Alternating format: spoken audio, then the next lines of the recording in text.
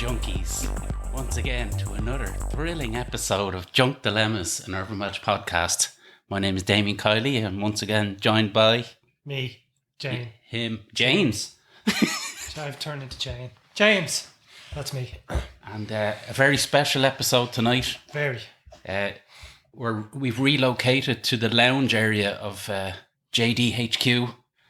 Usually we're in the kitchen. I just think you won't hear the beep of the fridge opening and closing as you have a beer every 30 seconds.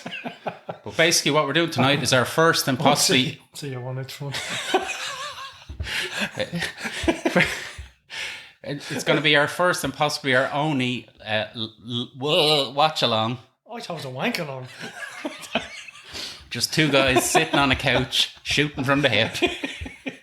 Literally. Now, for anyone who doesn't know what a watch along is, basically we're going to watch the film. I'm one of those people. Well, we're just going to watch the film and talk about it, and if people want to do likewise, they're more than welcome to.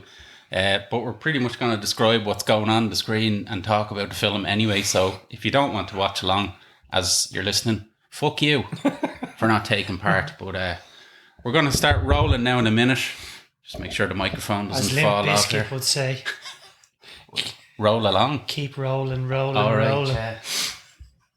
Wouldn't say it anymore. Oh no, do it. I'm thinking of your man from Linkin Park. Yeah, he's not gonna same say shit, much. different band. Except one of them's dead. That's what I was getting at. Yeah, I thought so. He's rolling all right in his grave. That's terrible. If there's any Limp Bizkit stroke Limp. No, Limp Bizkit, they're all alive. Yeah. What's the other one? Linkin Park. Linkin Park. If there's any Linkin Park fans out there, Chester and whatnot. Rest in peace. Yeah, he's dead. Anyway, we're not going to waste any time here because the film's only 2 hours long. We're going to press play and we urge our listeners to do likewise. Jeez, I nearly pressed stop on the fucking record of the podcast. No, we're not pressing play together. That's a bit weird. Here we go. We're going. Sony. I don't know. Do Sony have a theme tune? No, they should have that line roaring.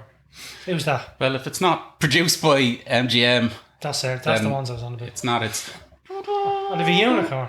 You're not fucking saying much. TriStar. Film 4 are involved here. Yes, here they come. And we are actually watching it on a recording from Film 4. This film contains very strong language, scenes of a sexual nature, nudity, drug abuse, and violence from the very onset and throughout. Are you prepared for that? This is... Yeah. Okay, so songs as well. The soundtrack of this, there's a couple of bangers on it, but not many. So if it's a song I don't like, I'm not even going to mention it. Is there any sound on this? No, why do you want sound? All right. Then we won't hear us talking.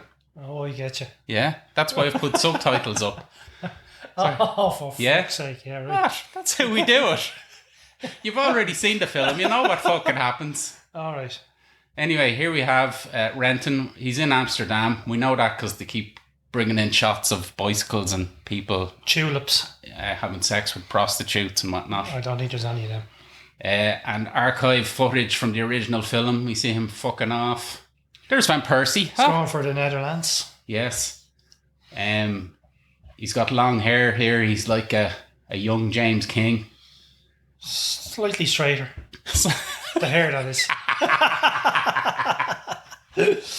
We'll say no more about that. But that's one thing straight away I'll say. There's an awful lot of cuts to the original film in this. That's fucking half the original. Yeah. Half the people that aren't in this film probably still get paid because they appear in it so much. But he's just fallen off the treadmill. He's a bit fucked. Turn up a little bit. Why? Do you not think so, huh? No. Then it'll just come across on the recording. It won't, because it will. Why do you want to hear it? Just listen. Just watch the words on the screen. Seriously, it's a fucking primitive enough recording system we have going without that shite. You see some more footage here of a young Ewan McGregor. Obviously, it's not him. No, it's the boys. The boys. I didn't bother taking down the name of these child actors and actresses that are playing the young skag boys. No. But you can kind of tell who's who. Lining up the chicks. Telling them to join different teams. And here we are now in Saw it in prison. Saw it, of course, is mentioned quite often in Urban Welsh films. That's where the beast lives. Yeah, they could have got the beast into this, really, Yeah. couldn't they? I recognise this guy who's Begbie's lawyer. He was in a few things. He looks like the big tall lad who hangs around with Ricky Gervais. What's his name? Oh, Stephen Merchant. Yeah, Yeah. it's not him though. Does look like him. So I don't want you to mention him again. Alright. No, I've seen him in a few things. Old beggars here, Robert Carlyle. I mentioned on the Trainspotting episode what he's been up to since Trainspotting, so I'm not going to bother me all doing it again. No. And I don't think he's done much since this either. When did this is out 2007? Fucking hell, is it that long? Yeah, Oh my god. which is what, 5 years? Fucking hell. So I suppose- 2017. 2017. Oh, sorry, 2007. Apologies. What the hell has happened to me? Yes. Some good stuff in here. You just have to read the screen, James. He's having a bit of argy-bargy with his lawyer or solicitor. Yeah. He said he's been in jail for 20 years at all. Well, that's what I wondered about. Is he... No. I mean, they don't mention it. We know in the book, Porno, that, he was put away for murder. Yeah. But this is definitely not 20 years later. Manslaughter. Or is it? It's meant to be 20 years later, yeah. He doesn't look 20 years older. He looks pretty fucking old. In fairness, he was always a bit older than... Yeah, he was. He was the oldest of the lot by a good bit. Yeah, he probably stayed back a couple of years in school, but Robert Carlyle himself is older, obviously, Yeah. than the rest of them. I'd say he's probably early 50s here. He should have kept the old haircut. Definitely. He looks fucking psycho in this. Yeah, our man's reaching for his big yellow knob. Gonna press that wee button now. So yeah, I suppose a little bit of a backstory while we watch Attack Your Man. I don't know how he gets out after attacking his lawyer in the interrogation room, surrounded by all the fucking prison wardens. We'll see how he gets out. Oh yeah, They were pretty lax with the security. They were already. very lax. Here we see Spud now in the old Trying a few jobs. odds and ends, bits and bobs, going to rehab. He's talking about there's Shirley Henderson, aka Gail from the original film, Not Gail Platt. the girl with the Ronnie from Intermission, of course. Yeah. She's been in a few things. She was Bunty in Filth, Bunty. and I think she might have been in something else, but I can't remember what now. But I suppose Spud's story is pretty much accurate to the book. He's basically, you just can't catch a break. He's worse in the book. He's depressing in the book. There's a lot of things obviously toned down for this film. His hair is fairly poor here. He looks in bits. He does. Jesus he has aged, Christ. actually, in fairness to Ewan Bremner. Fucking hell. He has. He looks like the fucking boy in the striped pajamas. Jesus Christ. Who's this lad with the sheep? I don't know. He's telling a story here, but anyway. Hang on a minute. He's going to his flat here. I think I have that down as a location. I'm almost sure I do. Keep talking, Jem. Yeah. So he's all these jobs and they fucked him out of AA even by the sounds of it. Yeah, quite possibly. Yeah. His flat is in Northview Court in Leith, just so you know. And here's Johnny Lee Miller, aka Sick Boy. This is where he's blackmailing lads. the counsellor, Yeah. or whatever he was.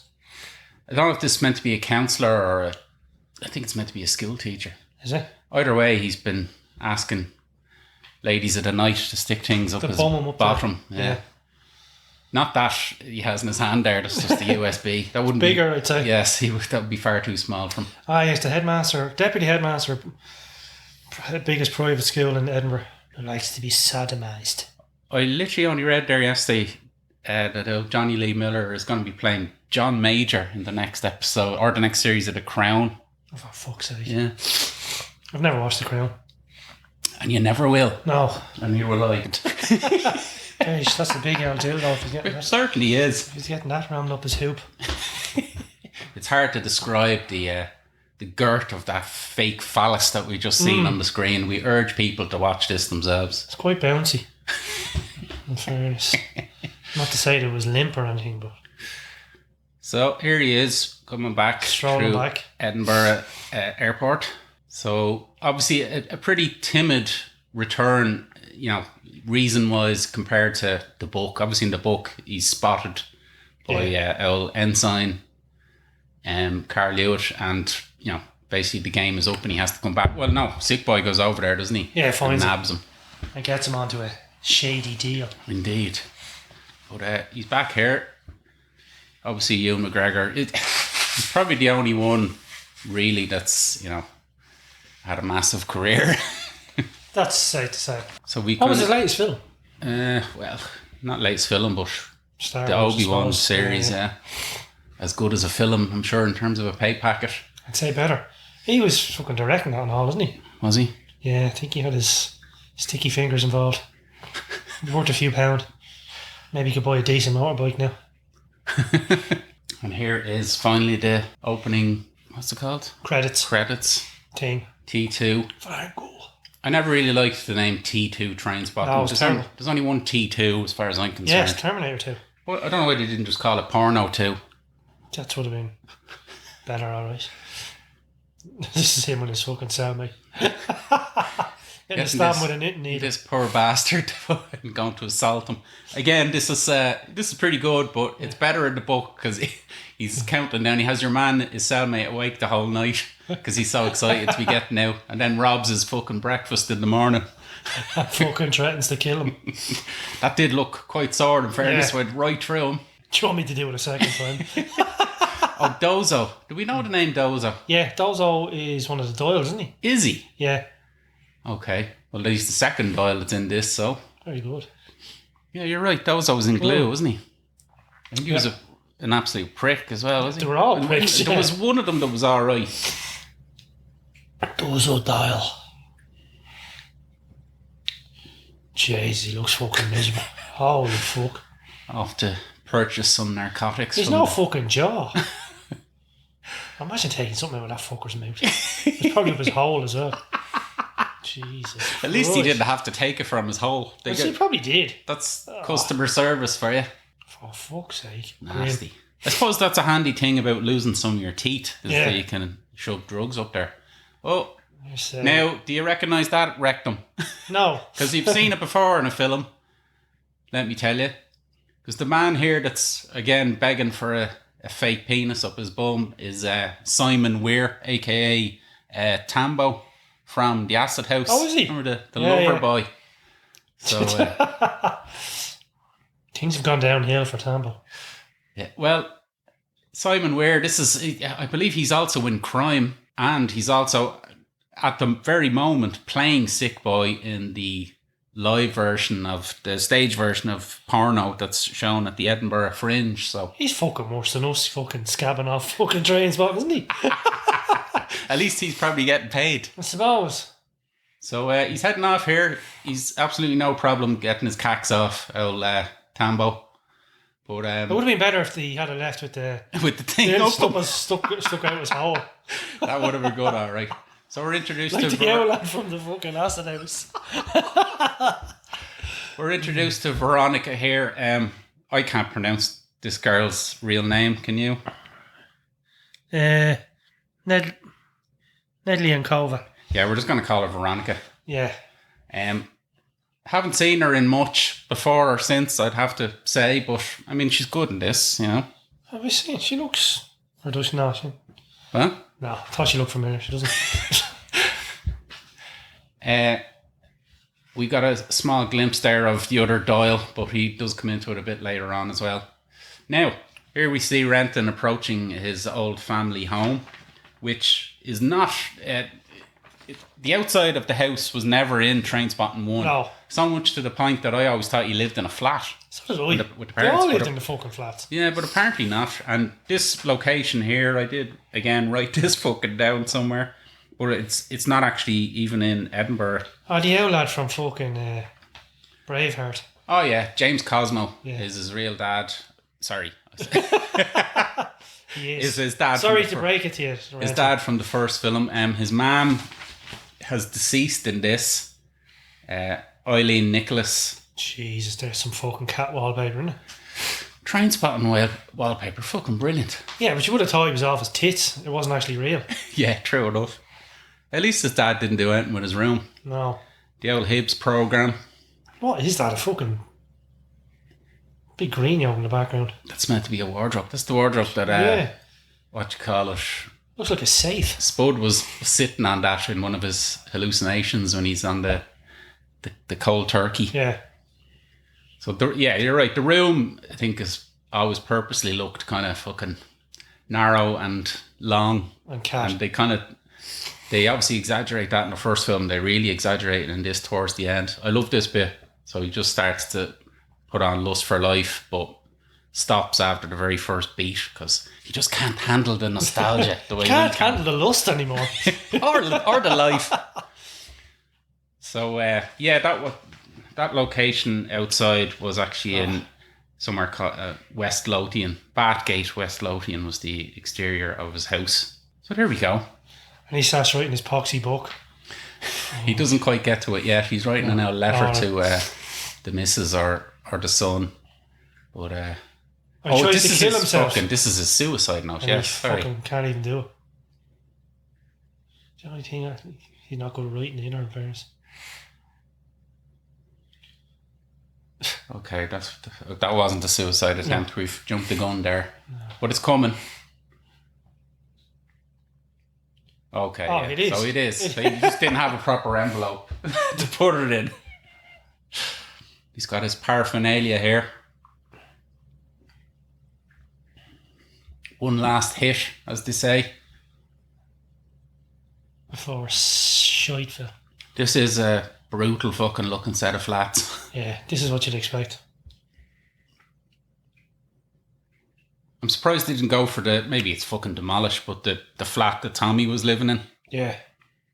Or the one, it looks quite similar to the one. It's about to get demolished fucking hell. It looks to be in the middle of fucking nowhere as well. Well, that's the thing, they used to put them out in the middle of nowhere, like Ballymun. Very true, very true. Keep all those people out. Maybe it is the block of flats where he woke up covering in the shite.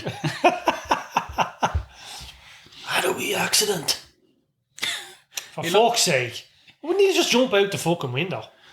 Well, then we wouldn't have the same kind of film, would we? In fairness. Kind of in fairness, they wouldn't be able to do this clever hallucination that he's having here, which is very well done. Yeah, he in puts a bag over his head after taking a load of drugs. That's his attempt. Sounds like it could possibly work in fairness if it wasn't for Renton. Yeah, it'd be a lot quicker if he just jumped out the window. Oh, perfect timing.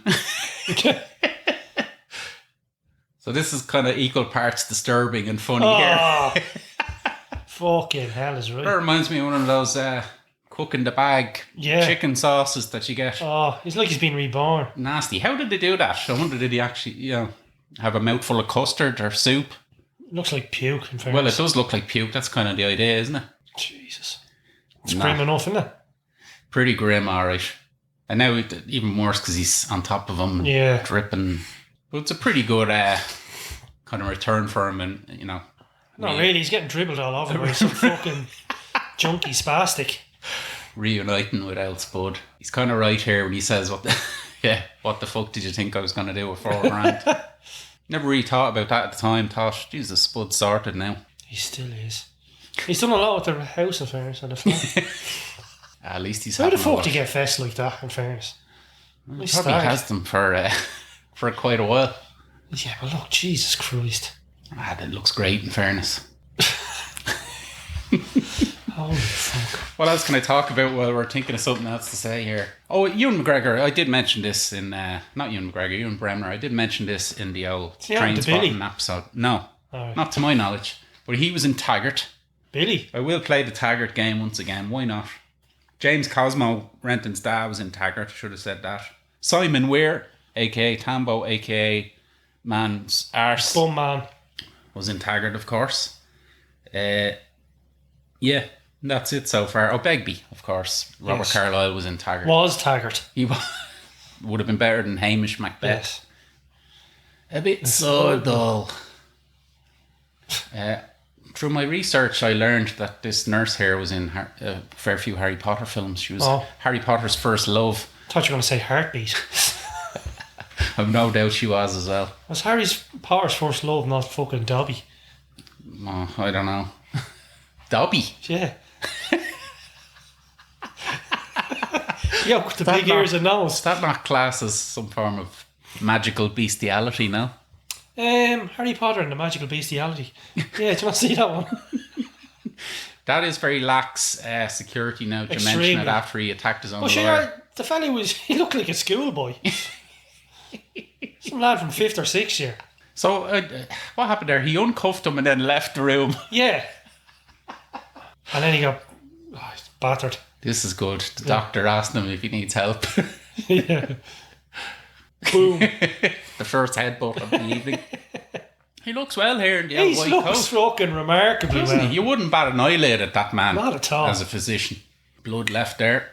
Waste not, want not. Yeah.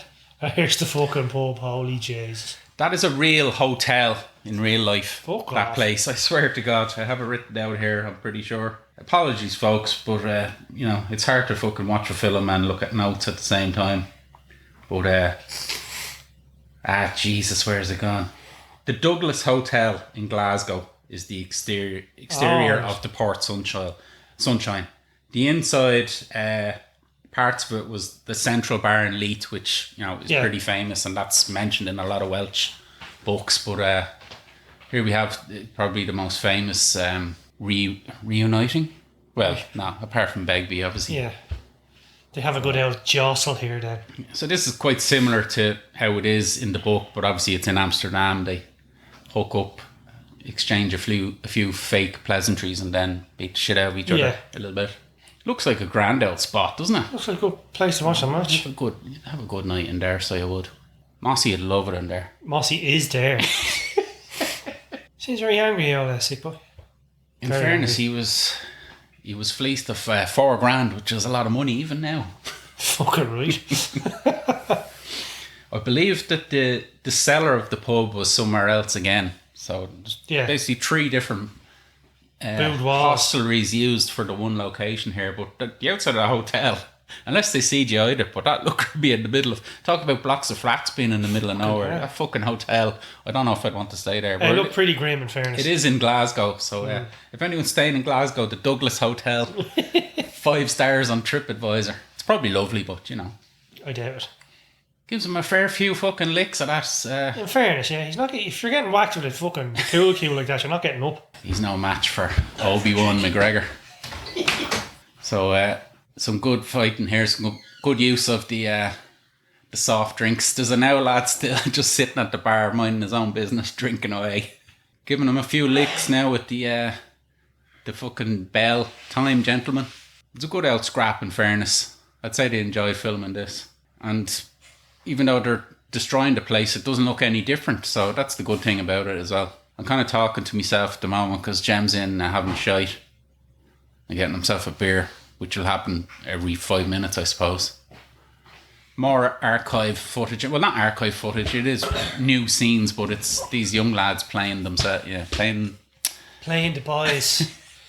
The chums they were when they were young. Indeed. So, which is kind of a little bit of the Skag Boys book, because that does go back, way back. T3, that is. T3 oil. So he's waking up on the old pool table here looking worse for wear. To the lovely sight of Veronica. Is the old lad still sitting at the bar here? The sick boy, the landlord's sitting there doing up lines of coke, and the old lad's not batting a fucking eyelid. Well, it's a cheap point. Oh, he's got his money from. Stick it up your hole. You'd struggle to do that, in fairness, I'd say.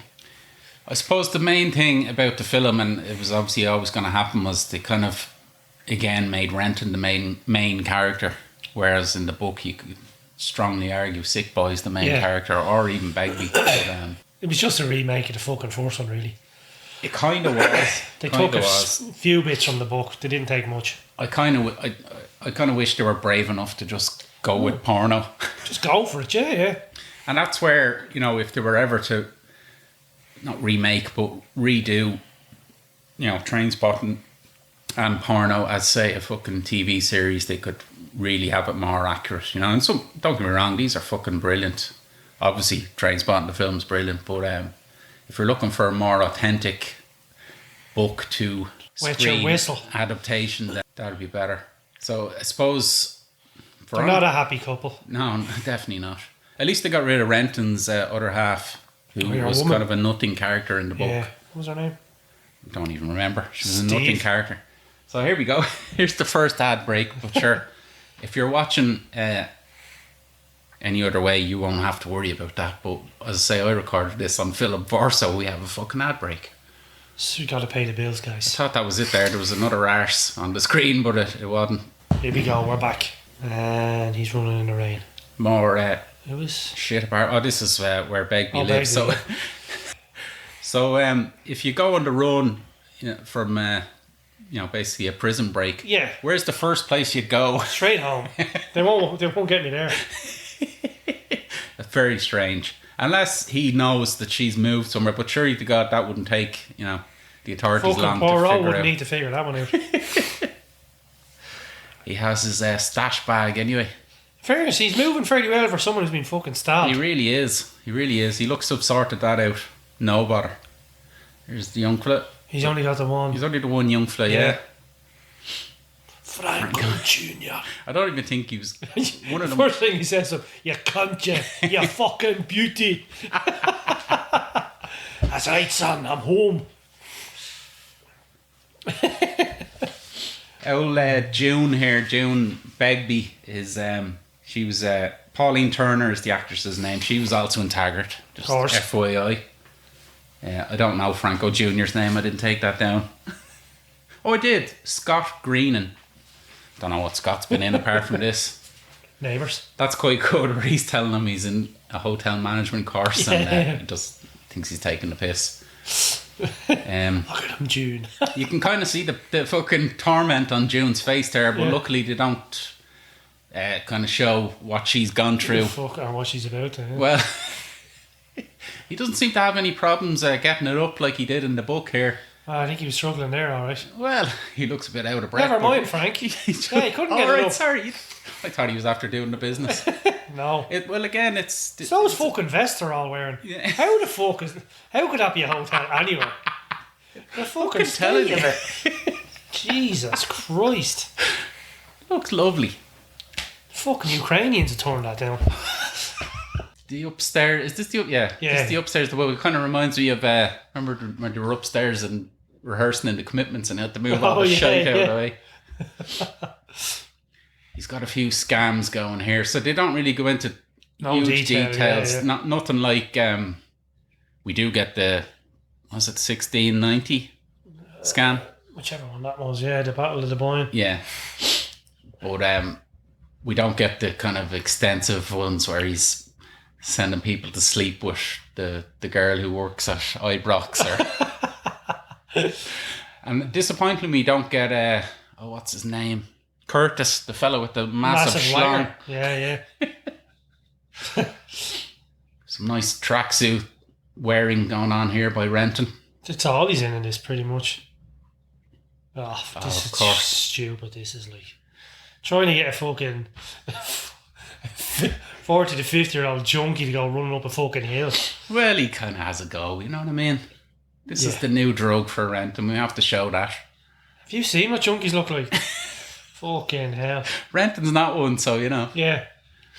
That fucking vest again. Take the fucking thing off. It's covered in vomit apart from anything. Yeah.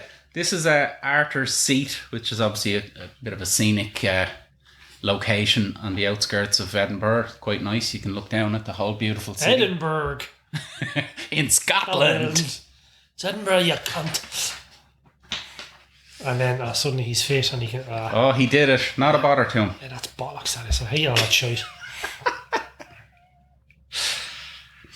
It could have been more down to earth, really. First one was definitely more. This was more like... Well, look, they really fucking play the whole, nostalgia card, obviously, which is fine, mostly. They don't have the drugs other than Spud to fall back on as a kind of plot point, so... I mean, as I say, Renton's whole reasons for coming back are kind of timid as far as I'm concerned. Yeah. What was his reason in the film? Like? Just that he thought he was going to die and he wanted to kind of put things right and didn't know what he was going to do with the rest of his life. Again, it would have been much better if, Sick Boy had just fucking spotted him in Amsterdam or something. But, more the fucking original there, is it? No, looked. I don't know why they didn't show the original there. Yeah. So they're having now heart to heart here. Oh yeah, so this is more footage by. I think they had 4 different actors playing the lads here. Did they? Just running.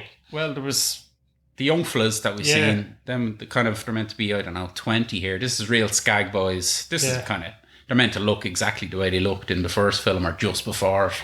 And then obviously Swanee's dead. Swanee's dead, yeah. Dog shit park. Dog shit park sounds about right. The banana flats, they're mentioning certainly Trainspotting. So called because they're shaped like a banana. Like a banana. Yeah, this isn't going well. Oh, I didn't even know your woman was there. I'd say she's having a fucking great time. Gee, most depressing chat ever. Fucking hell. Now he's shouting a lot. Leaving her alone with Renton. Where the book, he's a fucking ugly ginger yoke. Yeah, he's a young Alex McLeish, or a not so young Alex McLeish. Well, I think everyone's kind of... I'd say the only one who looks like he does in the book is probably Spud. Yeah. And, I mean, don't get me wrong, Ewan McGregor is probably a handsome-looking 50-year-old man, but they've definitely added in this girl, Veronica, to kind of jazz things up a bit in the looks department. Should have got your one who shit her pants in the leggings. Oh, Jesus Christ. But that's the sort of thing they'd be with, like. Yeah. In fairness, they're 2 50-year-old fucking yokes. Or the one from Mikey Forster's flat with the... Was it a tattoo or just biro? Insert penis here or insert cock here. Having a fight out in the street. That's it, with your much younger girlfriend. What are you fucking looking at, you bastards? That reminds me a bit of shouting in the window of Michelangelo's.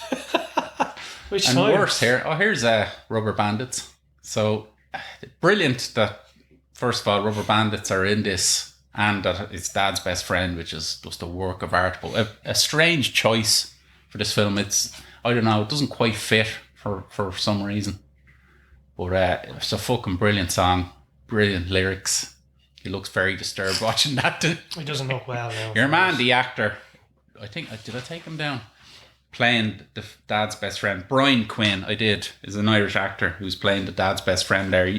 He's fucking brilliant in that video. So this is Renton coming back. What's out there front? Seems like a fucking war zone. Fucking flattened buildings and everything. Everywhere they live is in fucking bits. Fucking Kiev or something. Sick Boy's flat is in Salamander Street in Leith. So yes, doesn't look to be too far from where the Port Sunshine was, in fairness. Well known for its local salamander community. It's more like what was it? Judgment Day in fucking, maybe it is T2. Fucking right, finally it's coming together. The day that Skynet became self-aware and blew the shit out of Leith. Took a lot of fucking junk. So this is Renton explaining why he's come back, basically. A poor excuse. Yeah. And they start to love each other again. They do, they get very pally. So he's not actually wearing a tracksuit here, which is... No, well, he reckoned, he thought he was getting back on a plane. Yeah. He brought a fair few clothes with him for a flying visit. Fucking right he did. Complete new wardrobes each time. Well, it's funny you should mention the wardrobe, James, because the costume department was done once again by the same woman who did it for the original Trainspotting. I spoke about her at the time, and now I can't find her fucking name. Rachel somebody. Busty McGee. Yes, Busty McGee. That's her. Here's she, Rachel Fleming. Oh, very close. She was the costume design for the first film, but she also played the nurse who gives Renton the AIDS test. Oh, right. She gets a bit, not stroppy with him, but she's not happy with him. Would you be touching an AIDS fucking riddle little bollocks? Well, he didn't have AIDS. She shouldn't really have that attitude if she works in a hospital doing AIDS tests on people. But The reason I mention her as well is she's actually married to the producer Andrew McDonald in real life. Oh, right. The big trio, of course, of producer Andrew McDonald, screenwriter John Hodge, and the director Danny Boyle. The big trio. So here's beggars with bringing the sun out. Bringing the sun. Rob the house. They could literally have a whole spin-off film of just Begbie doing break-ins, couldn't they? He doesn't shite the floor though in this one. No, that was Spud. It was them all. They all shite it. Okay. Remember they were saying if it wasn't actually even Spud. It was the fella that was with Spud, wasn't it? Was it Glue? No, it wasn't Glue. It was before. I think it was Glue. Because I always thought it was the Acid House, but it wasn't. No, it wasn't the Acid House. It was the one after that. Is that Glue? Marabou. No, not Marabou. The one after that. Jeez, I'm just going to name off all the fucking No, books the first here. one that I hadn't read before. That was the Acid House. No, I'd read that before. Okay. I read Marabou. Glue. Must have been Glue, yeah. The one where fucking... What's his name comes in with the big Mickey. Not Curtis, the other fella. Yeah. Juice Terry. Yeah, the first one he was in. That was Glue. Glue, bad. Yeah, you said they all shite them. They all shite the fucking floor. Beautiful spear by Begbie here. It was actually. Not very quiet though. What a bad fucker. Your man would have been better off staying in bed. Oh, here he is, the man himself. So, obviously Mikey Forrester has done really well for himself in the last 20 years. You could have taken a few fucking acting classes. I have to say, I don't like this at all. I think Mikey Forrester should have been... He looks like his legs are too big for his body. You've seen him. He's a very tall man. Is and that is actually what I said to him when I met him. Of all the stupid things to say to him, I just said, "Oh, you're very tall in real life." Everybody says that. But I mean, fucking Robert Carlyle he is small. Yeah. But Welch is a tall man. But I just think we should have got OG Mikey Forrester here. Or the absolute. He should have been the OJ one. Simpson even. He should have been the one fucking dealing Spud the drugs there, pulling it out of his arse. But bit of sweet corn. Jesus Christ. But if you're pulling something out of your hoop, there's a strong possibility that's going to happen. It's a bit like if you vomit, there's always carrots. Yes, if you pull something out of your arse, there's always sweet corn. Is that how it works? Yeah. That's not good to know. What about... You still can't get it up. Just can't get it up. Even after just can't get it up. Blowy. The missus looks kind of sexy there. But hey, beggars can't be choosers. Oh, here we go. Here we go. Yeah. What do they call this place? The Wank Pod. I wish it was called the Wank Pod. It's just called the Unionist Club in the credits, but it's actually a place called the Orb, which is also in Glasgow, naturally. It's where the Orgazoid played his first gig. So this is quite good. It's quite... Jesus. They went out... 90, that's what it was. They went out their way, didn't they? To literally... Like, how far is Edinburgh to Glasgow? It's not that far. Isn't it? No. Okay. It's about an hour and a half. Still, it's a long way to go to fucking rob people. It's a long way to Tipperary. Oh my God. The Battle of the Boyne. This place just looks like it smells of piss, doesn't it? I'd say it does. And other stuff. And again, I'm not saying anything derogatory about people that support Rangers or anything like that, but just the establishment looks like it smells of piss. The people in there also look like they smell of piss. They do, especially the women. especially this woman singing here. Now, who leaves all their... First of all, what are you paying for your drinks with? If you're you're leaving all your wallets in your coats. Over on this shitty fucking rack that's not even being guarded by anyone. Yeah, this isn't making much sense. Well, it would have, it just... Like, who doesn't keep their wallet in their trousers? Like, you seem to be grabbing a few. Well, I suppose how many did they rob? Because, loads of them. Look, fucking everyone in there. There's a whole fucking cloakroom full of gobshites. Sexy line dancing. Huh? Why are they line dancing? There was no line dancing in they're all big into that. Are they? Yeah. Okay, all the ones. This man looks sexy. Well, I wouldn't say that. Looks dirty, alright. Oh, here's a song. I need a fucking piano. Holy fuck. He does very well on the piano, in fairness. It doesn't take much. Turns into fucking Liberace after fucking 2 seconds. It's nice the way the whole place shut down for him. Yeah. In 2 seconds. There's a fella there who looked like he was from Pakistani origin. Look at him. He wouldn't be fucking welcome there. Be killed. Listen, that's true. We don't know what do. goes through the mind of people that smell a piss. That's true, actually, yeah. In fairness, this is a song that, would do well in a Eurovision or X Factor, anything like that. He thinks it up pretty quickly here. The crowd are getting a bit restless. They are. Those glasses look very clean as well, don't they? Spotless. Jesus Christ, your man's fucking neck. The cat is amongst the pigeons. Fine looking women after there. bursting in somewhere there. Not in the film, the cat in my house. But anyway. Oh, is that Sven Goran Eriksson? I think it was, yeah. And Nancy beside him. It's just my family returning outside. Alright. They're really getting into it here. He's ploughing into it. Look at that. King Billy. Oh, the lads are loving it. Oh, yes. I see what you mean about the neck. Or lack of. Oh, my God. Jeez, that's some good dancing, lads. Yeah, they love that sort of thing. It's starting to remind me of Upstairs in the Kildrout. That's where it was filmed. Seems to be an awful lot of men on the dance floor. Yeah. Too many dicks on the dance floor. It's a bit of a sword fighting sausage factory. Well, King Billy would be proud of the sword fighting, I'm sure. That's it, get into it. No more Catholics. Lads with their tops off. Ooh. Just lads who should not have their tops off. Just to extend that extra vapours of homoeroticism. New World odour. Thank you and good night, as Jay Kenny would say. Yes. Seeing Jay on the way up, actually. Jay was at Coldplay the other night in London. Was he? Yeah. Playing? He was the support act. Right. So they get the fuck out of there. They've got they've robbed all the cars then as well. Imagine they forgot the code. Of course, all these machines would have cameras. So unless they're not wearing masks. In fact, they're jumping up and down. So I suppose Sick Boy's probably on a lot of wanted lists anyway. Yeah. But I think the policing is fairly lax in this film.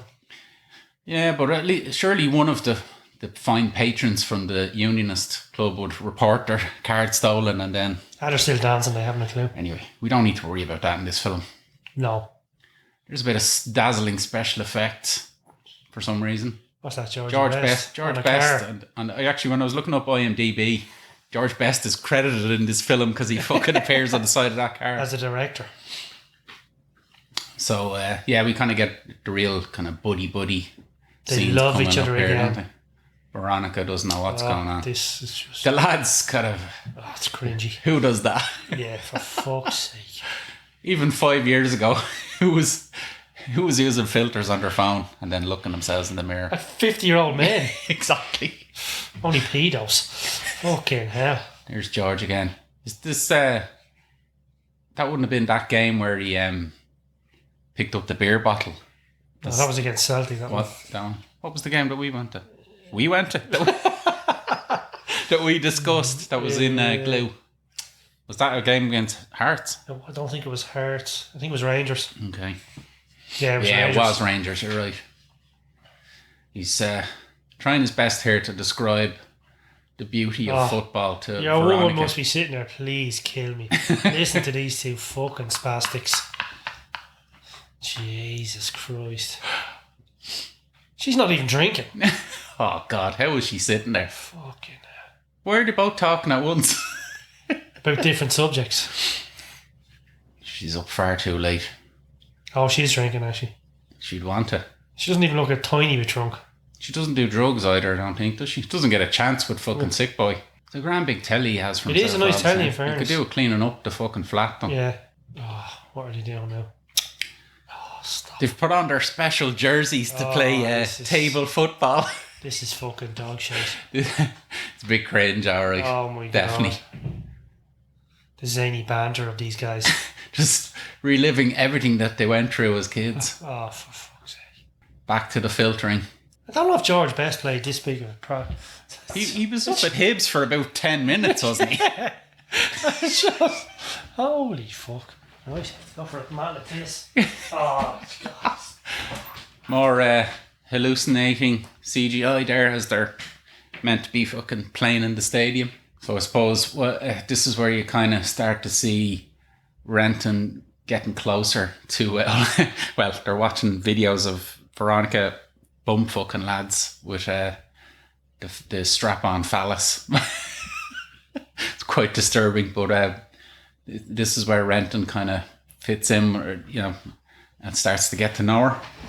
Which again is, well, it doesn't really happen in the book because he hooks up with Diane in the book, and Veronica's not in the book. But you know, it's kind of more of kind of making Renton the central character here. Here's Spud trying to get himself fit again by joining the boxing club. So this is kind of fitting. I don't think it's in the fucking book, Raging Spud.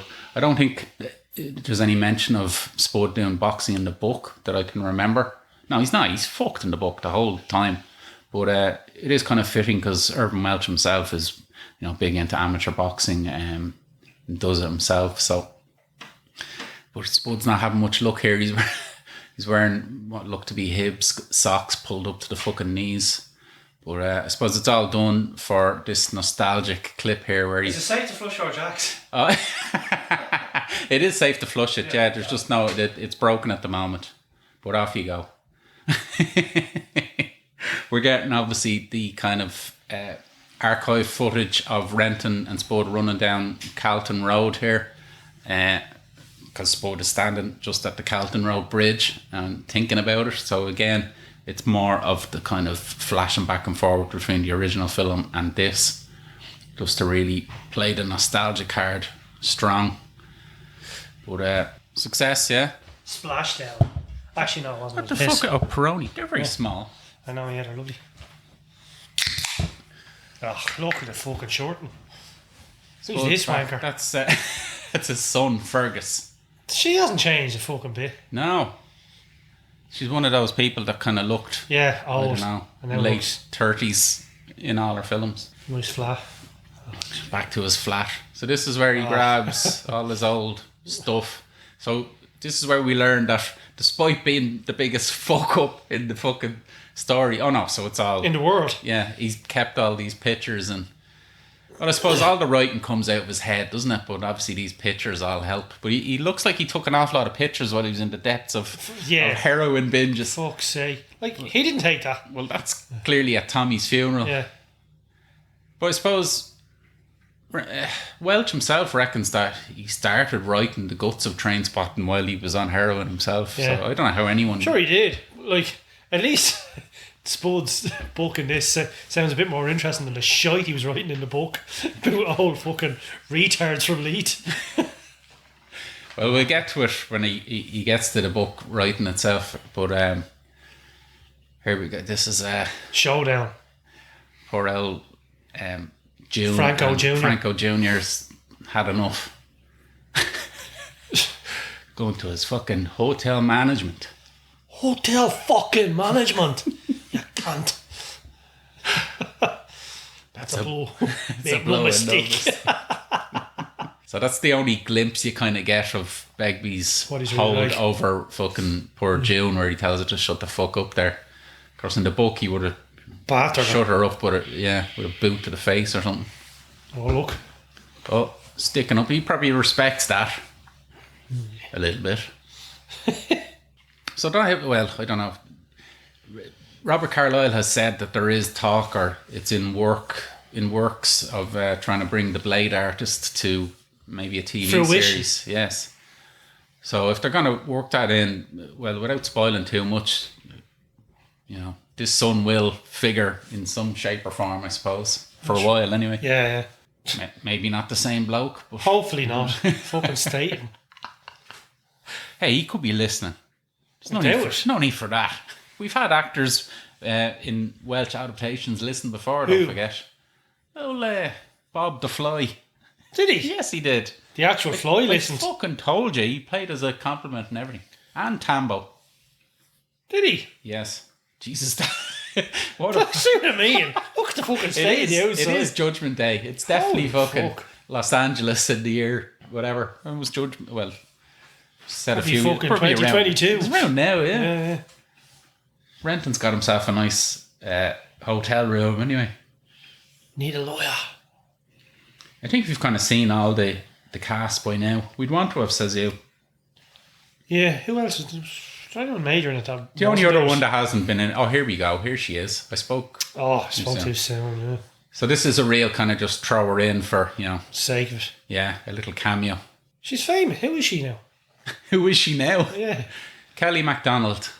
So she's been in a load of shit, in fairness. Jim MacDonald from Coronation Street's daughter. Well, he could have been in the prison scene Yeah, with Begbie sticking his head around the corner. Yeah. What about you, Frank?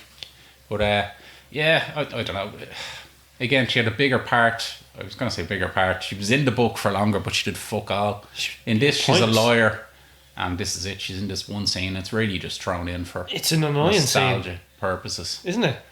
It's just... I don't she doesn't know like your woman. Yeah, but she clearly sees that, there's something going on between There's a bit her jazzling going on. and the between rent boy. But she tattoos looks on well. your buttocks. Fucking hell. I mean, they could have just had. Here's a twist for you. Diane could have been Sick Boy's girlfriend. No. No, okay. No. Thanks for shooting down that idea. A lawyer. She didn't have to be a fucking lawyer. Why did he need a lawyer? Well, she was a schoolgirl at the time, so she still had a bit of hope in her life. She was about fucking 15 when Renton was riding her. She always had a bit of fucking that one, yeah. She was younger than that in the fucking book. But she always had a kind of sense about her, even in the first film, so. She sowed her wild oats, got them out of the way, and now she's a solicitor. That's some fucking shy picture, isn't it? Look at it. It's just red. Red. It's not even Red Walker. A bit weird, alright, isn't it? Very. So this is all to get him off the chart. Obviously, El Tambo shopped him in the end because Sick Boy was done for the blackmailing. As he got done for the school teacher. Yeah. Oh, Tambo, sorry. Tambo, I don't know what Tambo was. Tambo headed off. He's still in the nip Yeah, somewhere. he's just walking around in a pair of cowboy boots. Something hanging out of his buttocks. Another new outfit. Holy jeez. Oh, you have to look your best when you're going to meet She's too young a for you. solicitor stroke old flame. Did she say that to him? Yeah. Ah, sure. She's too young for everyone. Who lives in a fucking junkyard? Apart from the junkyard dog. Oscar the Grouch, did he live in a junkyard? No, he lived on Sesame Street. Yeah. He just lived in the bin. The lads out of I know that was Trailer a trash. Park Boys. No, I was going to say trash heap, but that was a trash heap, wasn't a junkyard per se. Yeah. What's he doing there? Oh, bleaching. I thought he was shaving his head. Well, I hope either that or he's putting toothpaste in his head and he's missing his mouth completely. Yeah, he's got quite a big forehead. Yeah, it's more of a 5 head now, in fairness. Yeah. Don't we all? Well, some of us. Oh, Jesus, not a pretty picture, that. Not a pick on him all the same. Fucking hell. How old is he in this? I'd say, well, this is 5 years ago, so I'd say Johnny Lee Miller's about mid-40s here. Yeah. They all are, apart from Carlisle. The town or Robert? Both, yeah. Right. Carlisle, the town, The Jewel of the North, some would say. Not for me. What we're talking about the old Veronica Knickers here. A bit of a love triangle developing, I suppose. Yeah. Oh, here he is. Where is he getting the gear? Well, at least he's dressed up a little bit. There's no... The thing in the book, he fucking Sick Boy absolutely detests him. Oh, he does, yeah. Detests him. Yeah. Apart from when he hooks up with him for the scam, it's actually Spud that does the 1690 scam, of course. He doesn't look too happy with him there either. No. Holy, look at this. Fucking war zone. Jeez, that's a grim All the boys. Again, I don't think these are actors. No. These lads were already in here. They haven't left. Oh, this is good. Oh, pointed tenants. Jesus. Here he is. Wearing his bucket hat. Do you ever drink the tenants in Scotland? No. I've never been to Scotland. Fucking shame on me. It is rotten. I did want to go to Scotland this month for Edinburgh Fringe. Maybe next year. It's supposed to be last weekend, wasn't it? Or this weekend? It's on all month. You were talking about this weekend. Oh, yeah. Ah, what can you do?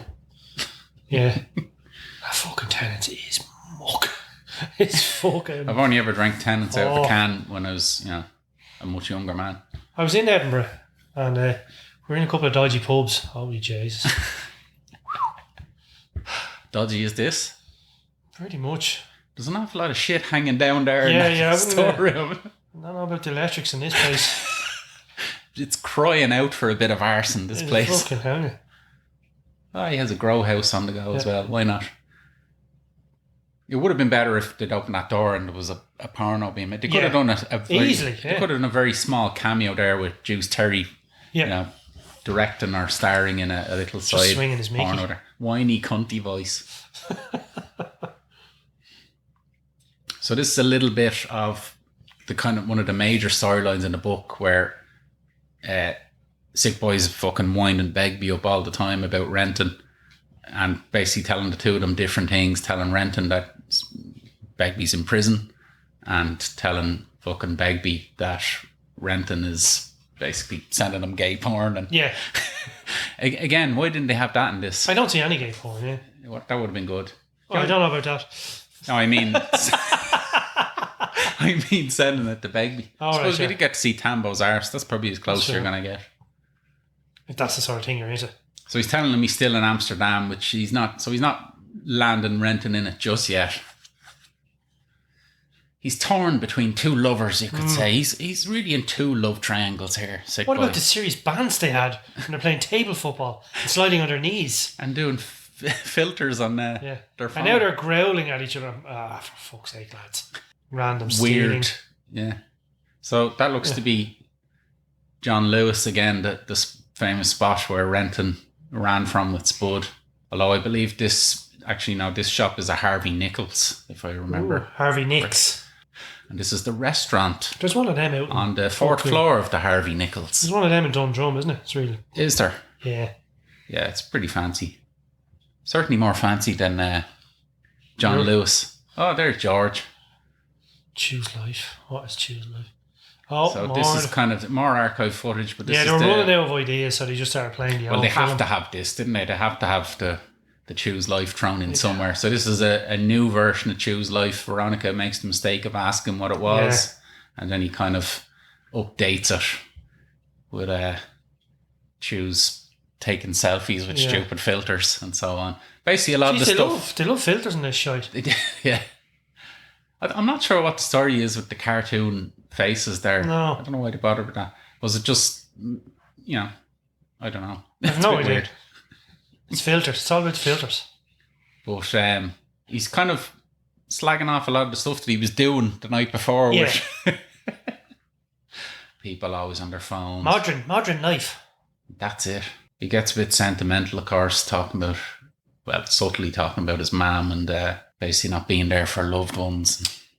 It's terrible. Forgetting that he used to steal her money to get drugs. Yeah. I'm not quite sure I don't remember the mother dying in the book.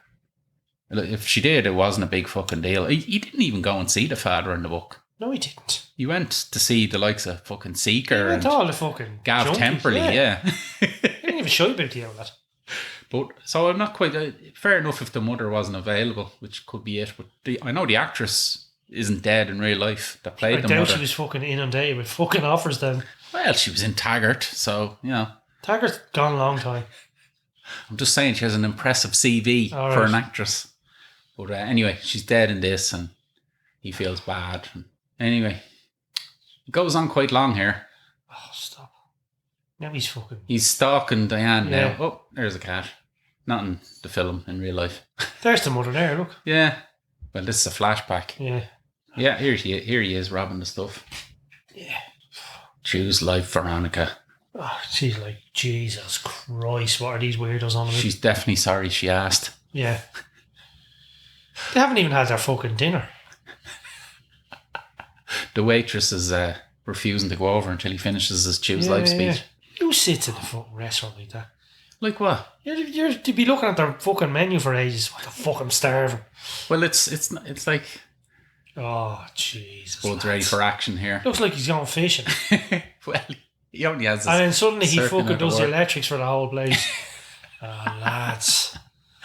This is poor. He puts on Dreaming by Blondie here. He has a brand new wheelbarrow. Why not? Oh. Drawing the blinds. He's about to For, get oh my God. Jeez, Racy.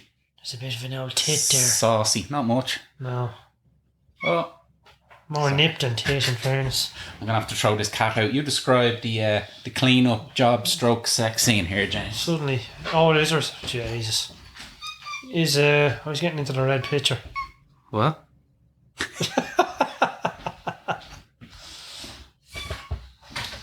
Blondie's on. No, there isn't even a sex scene. There's nothing. Keep talking. He's back to Mikey Forrester. And yeah, he's going through cold turkey old Spud. Jesus. He's a manky looking bastard, in fairness.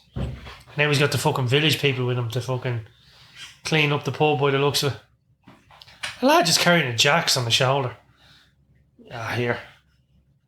There's a lot of nonsense in this film, it has to be said.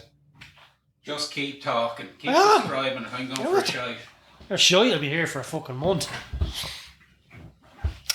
So suddenly he has a pair of glasses on and a shirt, and he's starting to do his writing.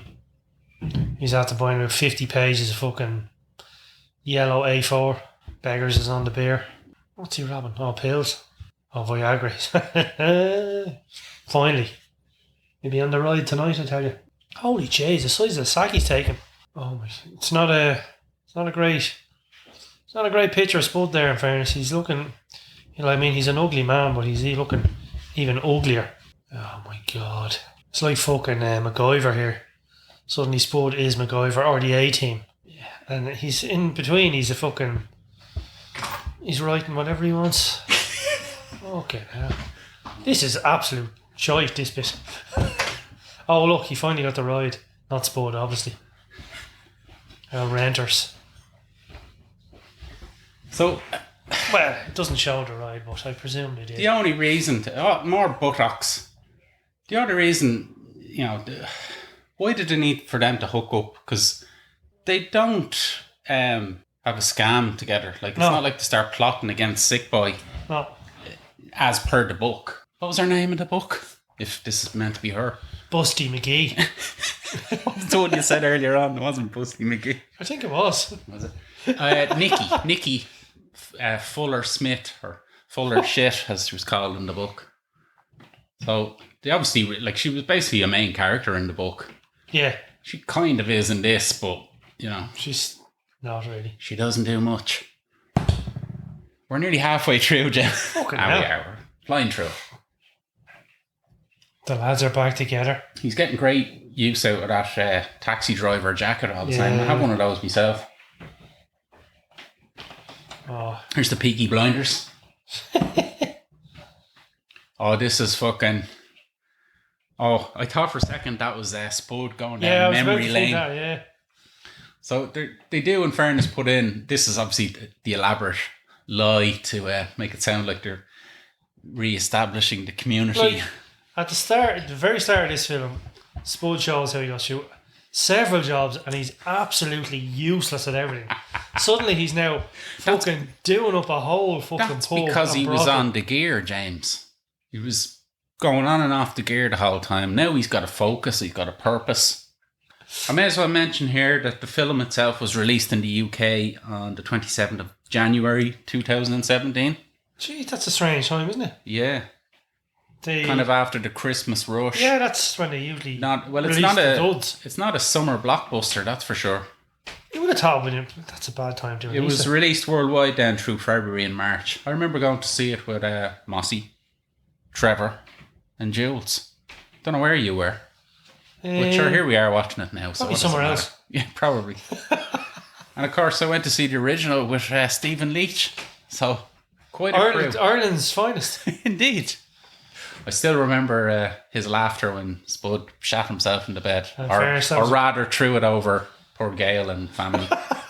It was a good part, in fairness. There's nothing as funny as that in this. Yeah. So here's... oh, God. So he's after writing down his shit and then is leaving it around. Yeah. And she's after reading it. Oh, here we are. Back to the famous spot. And he's looking like Forrest Gump in this. Jesus He's got Christ. his bunch of flowers. So, of course, in the kind of promo pictures, Begbie is with them here. Yeah. That wouldn't exactly fit in with the storyline. Hang on. This is Caror train station in Rannochmore. Of course, the same spot where Tommy brought them in the original. So instead of going to his grave, they head to this spot. Wait, that everyone thought was shite. That they were in for 2 seconds. And now he gives him this. Oh, Jesus, lads. But I suppose for the benefit of the film, it is quite nostalgic. It looks well, though, the spot. The 3 lads don't look well. There's no fucking... Looks like there's no makeup on them there. There's Tommy now wonders that... No, that's not archive footage. That's some actor posing as Kevin McKidd. Begbie or Renton should have brought the nagging of vodka like he had on the first trip. I remember looking it up for the old Trainspotting episode I did. It's something like a fucking 3-hour train journey. Is it? To that spot from Leith. Fuck that. And all they had was, well, maybe they had a lot more beer on the journey, but all they had when they got there was a bag of cans and Renton's nagging. It's a fucking run out for the way home. That's what made them go back on the skag.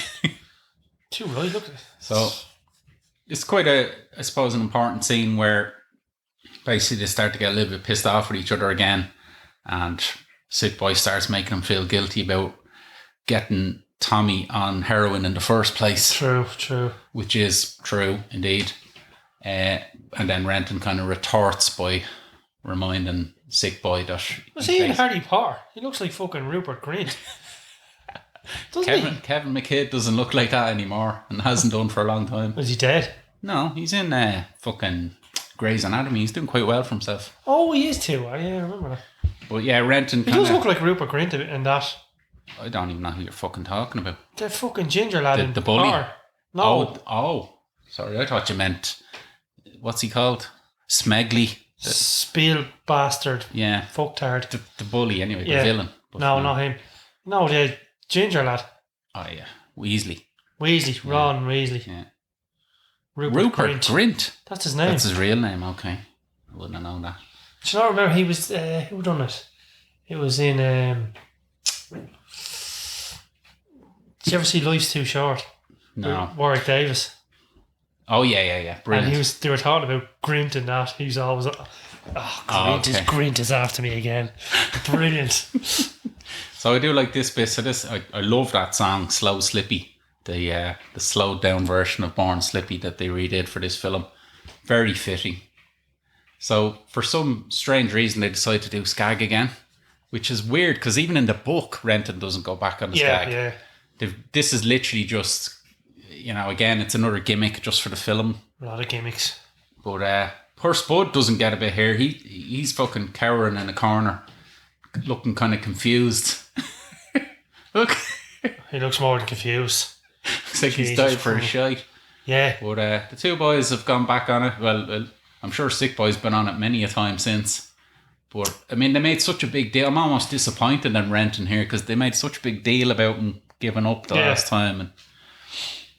But the antelopes there upside down look well. So here they are in a club, which is, again, kind of famous, I believe, around Edinburgh way. Where are we? Come on, you bastard. They're playing fucking Radio Gaga. Yeah, so the song, for some weird reason, you can only imagine a lot of these clubs in certain spots play the golden oldies at times. It's a really brilliant. This is probably my favourite part of the film. This leading into what happens, but it works well for some strange reason. Radio Gaga works well here. The beggar boy getting ready to head out in his top jumper. On the Viagra. Should have seen the sack of fucking pills he robbed. Oh, we robbed it from Mikey Forrester, of course. It's about fucking that size. So this, the nightclub, the exterior is the Cav in Tollcross Road, which has since been renamed Attic. Looks like quite a spot to go to, James. Not really. This is literally what we look like, the oldest fuckers in the place. Yeah. The two of them stick out like sore toes in that crowd. That's where this fucker with the fucking hat. But he has to be incognito here in case the Why? Because he's been hanging around his house the last fucking month. And basically everywhere he lives. He's looking well. And he going around with sunglasses at night. The exterior of the club is the Bongo Club in Cowgate, in case anyone's interested. Where's Cowgate? Somewhere in Edinburgh, I presume. Toilets, again, looking well. A little kind of throwback to the original worst toilet in Scotland, of course. which I suppose ties in with the whole thing. So we know from the book that this was kind of in the book, but they don't actually meet. This is in the hospital. Renton recognises his voice. Begbie kind he passes of. Some bog roll. Yeah. But, it works well here. I still prefer the book version of Begbie spotting him, that roar, and then running across the road and getting run over. But this is quite good. He has no problem scoring here straight away, beggars. In fairness, she's about fucking 40 years older than her. And suddenly she's on him. And then straight away, I'm going for a slash. Yeah. The girls love those moustaches, what can we say? Okay, now. She must have been dazzled by listening to Freddie Mercury and then seeing a real life version. He's getting the drinks into it. Maybe not. Some quite good lighting in here as well, which obviously adds to it. The ambience. He has to go down and check. Surely you'd know if you have an erection or not without having a check. No, he hasn't taken it yet. Oh, has he not? No, so he's feeling his Mickey. Then he drops it. So now he's taking... Renton in another pair of Sambas there, of course. Yeah. Not wine coloured though, like the originals. As a good friend of the pod pointed out, Porrig, why was Renton wearing wine coloured Sambas in the first place? That'd be Hearts colours, surely. Would he not get himself a nice green pair? He was a fan of Westmeath GAA at the time. Maybe it was a nod to Welch himself being a West Ham supporter. Oh, here we go. So the Begbie's recognised his voice and vice versa. Sees the White Sox. Dead giveaway. Very well done. Yeah, this is pretty good. Yeah. That's not a bad raw either. Your man looks well there, sitting on the fucking the toilet sink. And then we get basically a guided tour of, I think that's Parliament Square, is it? That he did run through in the first film. Yeah, you basically get a guided tour of Edinburgh here. 3 telephone boxes in a row. Unlikely to have been there. Not in that state. No, at this time. You need the Geldof advert, remember? Hey, you, dipshit, leave that phone alone. Renton runs. How did he get so far away from, like, within seconds? Fucking Usain Bolt there. Hey, Renton's good at running, we know this. Yeah, I would have put money on Renton just streaking away. Just running all the way back to Amsterdam. And he's heft up on fucking Viagra as well. Well, we see the evidence of that in a while. Renton ran past a Christmas shop there, which also features in the film Filth. This is the car park adjacent to Edinburgh Castle, apparently. Oh. You almost spotted those Sambas. He has, you can see him clutching his side there. He has recovered very well from that knitting needle, hasn't he? It's knitting needle straight through his body. And he got very little medical attention because he loafed the fucking doctor. Does he have a gun? Oh, just a knife. Yeah, of course.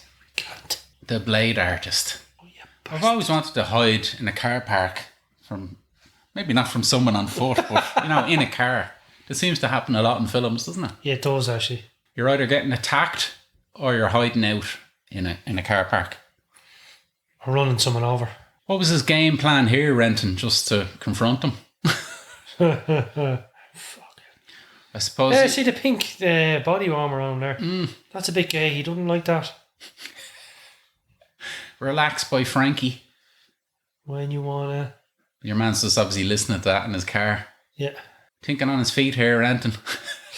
It's a pity you didn't have a skateboard and you could have done the Marky McFly. Go. The fucking slip-on shoes and white socks. That's why Renton was ahead of him. Although, as I said... Yeah, you couldn't get a good run on them. Well, not in slip-ons, but I can tell you, you also couldn't get much of a run in Sambas either. They're definitely more fashion-orientated than practicality. True. Stabbed him in the arse there, did he? No, just the arm. And it's all arse above tits. So again, a little nod to the original film here. Yeah. Run. And Missy, get the fuck out of there. Running again. The running man. The T1000 would have caught him. Fucking right, you wouldn't have give up. From the real T2. Now he's getting the horn. But is he getting the horn because of the Viagra or just from the thrill of the hunt? the promise of some violence. He seems happy enough anyway. I'd say once he gets an old knife in his hand, he just gets a boner straight away. Probably. Anyway. This looks I grim think my notes are done here. It's another grim spot. Holy fuck. somewhere along the harbour in Leith. But it looks of it. Jesus Christ. Looks well, alright. So this is where he realised that Sick Boy knew that Begbie was out. To get him. Good timing here by the gangsters. Of course. To know that they were going to be meeting at this secret location. Yes. Out in the fucking middle of nowhere. That's a famous bridge in Leith. So here's Mr. Doyle of the famous Doyles, played by Bradley Welch. No relation. To Glenn. Or Irvine. Oh, Irvine. Yeah. So this isn't an actor. This is a real life gangster. Well, he's a real life amateur boxer, I believe. Pretty successful one, but he's actually since deceased. He was murdered. Obviously, he wasn't that good. In 2019. In some sort of gang-related hit. Was he on one of those fucking Danny Dyer yokes? Yes, he was indeed. Yeah, I thought I recognised his head. He's a hard man, or was. But so is Begbie at this stage. Yeah. But I suppose it's always good to have Doyle, or one of the Doyles who feature so prominently in the books, included in the film here. I just would have thought that a Doyle would be, well, I suppose he's probably the same age as them. But it was a good old scene. Sick Boy obviously knows him well. Renton, you would have thought knew him as well, but they didn't seem to recognise each other there. And here we go, more arses. Not a bad punishment, in fairness. It could have gone a lot worse for them. What did he do? Just make them dig a hole? Did he even make them dig the hole? Or did he just have the old I don't know. shovels there to put the shits up? I don't know if that's how gangsters work. They should have had this as the farm that out of filth, where the dog porn was being filmed. Fuck's sake. It's a long way It's home. like the fucking Flintstones. This is adorable. Really is. Time for some more filters on the selfies, I think. Yes, perhaps so. It's a pretty shit looking flat that Veronica has. That's very old. That literally looks like the flat where they did the drug deal at the end of the first film. I thought you could have done better than that. Oh, so she breaks the good news to them that they're after getting 100 grand for doing up the fucking pub. The world's worst pub. Or basically a project in the area, which of course never happens or never will. Spud is still... and he has the glasses whatever on. The opposite to writer's block, Spud has it. You can see the scheming glint in Veronica's eyes there already. She loves a bit of scheming. She's a dirty bitch. As Spud talks about betrayal himself. The two of them are trying to... Yeah, they think she's on her side. She's not. They're playing them against each other. I'm not sure what Spud's... Okay, so Veronica complimented him on the writing, so now he's sending her the manuscripts, basically, for her to critique.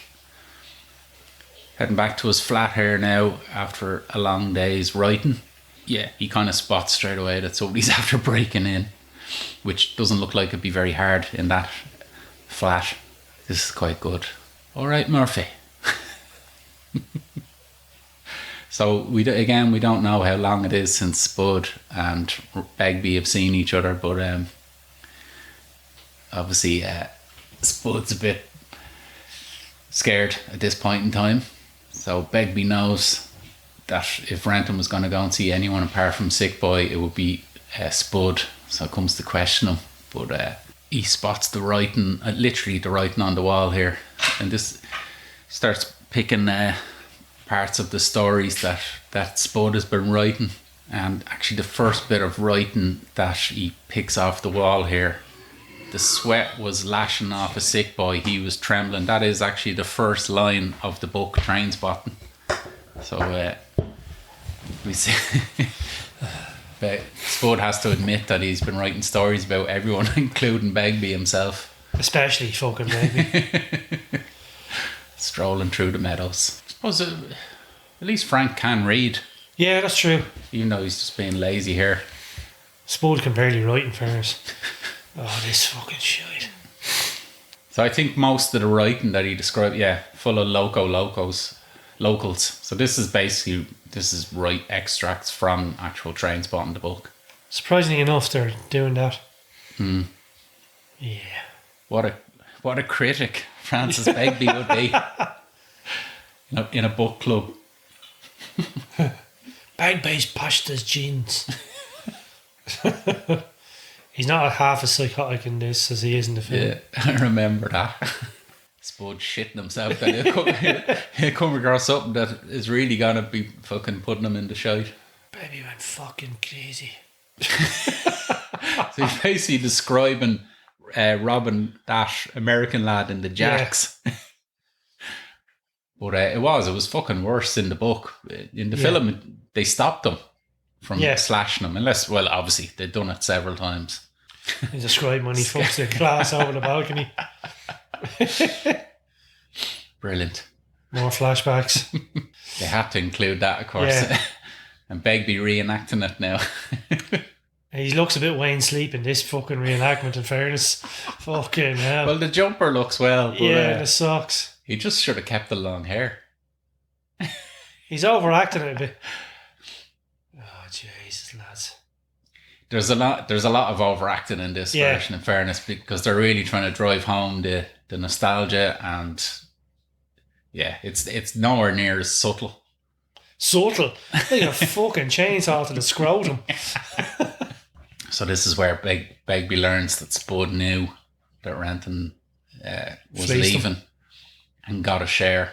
And then he tries to suck his own chin into his mouth. Fucking hell. And of course, in the book, he kind of lets it out himself, Spud, to Sick Boy. Sick Boy, yeah. And then Sick Boy tells fucking Begbie, "You fucking cunt. You bastard." Well, you didn't fucking tell us at the time. Don't you fucking move. And he doesn't. He doesn't even close his mouth. More archive footage. Yeah, pretty much the whole fucking film. No wonder it's so long. It's fucking... He's after getting the ride again, lads. I think that was the same ride. All right. They've done flashbacks to earlier in this film as well now. Fucking hell. Now the lads are reconciling again. So they're kind of obviously worried about where Begbie's going to pop up next now. They do an awful lot of CCTV shots in this, have you noticed? Yeah, it's cheap. Fills a bit of time, I guess. Strolling around any pub he wants. He's on the run from the fucking cars. He's ripping up the he's ripping up the fucking manuscript, for God's sake. I suppose we're edging towards the end here, James. We are. Connecting lines we may as well throw in here while I think of it. Obviously, we know all the actors from the original film returned. We've had the various Doyle characters, Mikey Forrester. Other than that, that's it really, isn't it? Yeah, it's just a rehash of the first. Not even a rehash, just taking... I suppose one of the big connecting lines is the fact that he's actually reading from the real book there, as supposedly Spud's writing. Yeah. So here's poor Veronica's walked into the lion's den here, the spider's web, if you will. The cheesy snatch. And what a spider. What a snatch. Oh, there's no need for that. What's your name, doll? I'm sure his breath smells nice. Yeah, it's pretty creepy, this one. He has a way with the ladies, Begbie. He does. Can't get it up. Then beats the shite out of him. Good old Simon, indeed. Place looks bigger. Does a bit alright. They're probably cramped right in the corner. And obviously, there's a camera crew there. So it's true, yeah. The flat is not actual size, we could say. It's a nice phone. Favourite bit in the film, James? We're coming towards the end here. Are we? Yeah, not far off it, really. Jeez, I don't know. What's my favourite bit? I obviously the fucking Begbie recognising his voice in the Jacks is probably the best scene. Yeah, that's good. And I do like the song Slow Slippy being used as they take the heroin. Why they take heroin, I'm not too sure, but and a bit of Radio Gaga, why not? All we hear is... Oh, he's sending them off here to fucking... Did he let it... Oh, okay, so he's found out... Yeah, he's getting a phone and he knows that the boys are gonna meet her, so he's pretending to be her. I suppose his big mistake was letting Spud and her go before he did all that. It's a real... yes, it was a rookie mistake. It's a real Bond villain explaining what you're going to do before you do it. Yeah. Yeah, that'd be my favourite scene, I'd say, is obviously anything with Begbie, essentially. He's Shoes. Those shoes are your favourite thing? I think the shoes are my favourite. Shoes and socks combo.